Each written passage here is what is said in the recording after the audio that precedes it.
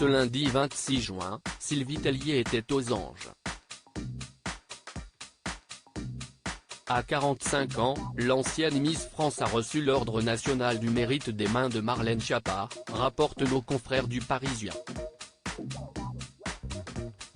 La cérémonie s'est déroulée dans le jardin de l'hôtel de Rothelin-Charolais, dans le 7e arrondissement de Paris, devant le regard ému de ses proches et de ses homologues, Diane Lair et Nathalie Marquet. C'est, principalement, pour son travail associatif auprès de l'Association européenne contre les leucodystrophies, ou ELA, ou auprès de Mécénat Chirurgie Cardiaque, que Sylvie Tellier était reçue en ce début de semaine. L'ancienne reine de beauté a tout de même reçu les louanges de la secrétaire d'État chargée de l'économie sociale et solidaire pour son rôle d'ancienne patronne de Miss France. Dès votre élection, en 2002, vous devenez une personnalité publique, vous êtes adulé par les Français et cela implique beaucoup de concessions, a déclaré Marlène Schiappa dans le jardin de l'hôtel de Rothelin-Charolais, ce lundi 26 juin.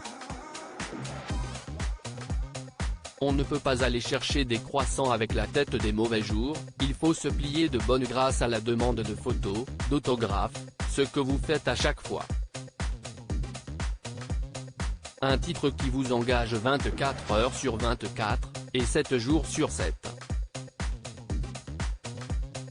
Loin de condamner le travail de Sylvie Tellier, comme peuvent le faire certaines associations féministes, l'ancienne secrétaire d'État chargée de l'égalité entre les femmes et les hommes a reconnu la dualité du discours porté par l'émission de TF1. Miss France est un rendez-vous exceptionnel qui réunit chaque année plus de 10 millions de téléspectateurs.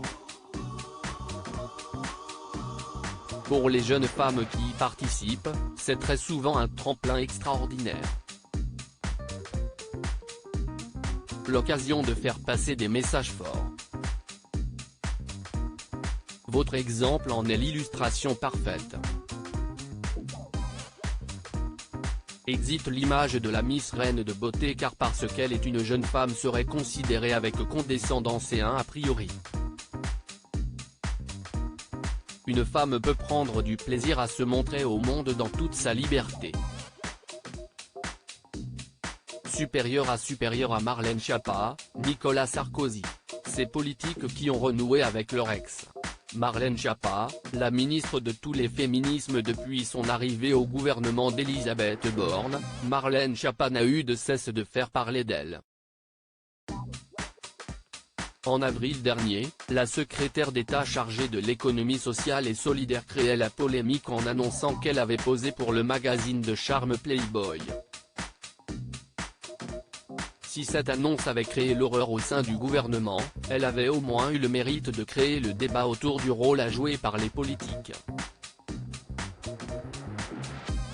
Car, en plus de ces clichés, la ministre a livré une interview abordant des sujets tels que les violences faites aux femmes et intrafamiliales, l'économie solidaire, l'écologie et le réchauffement climatique.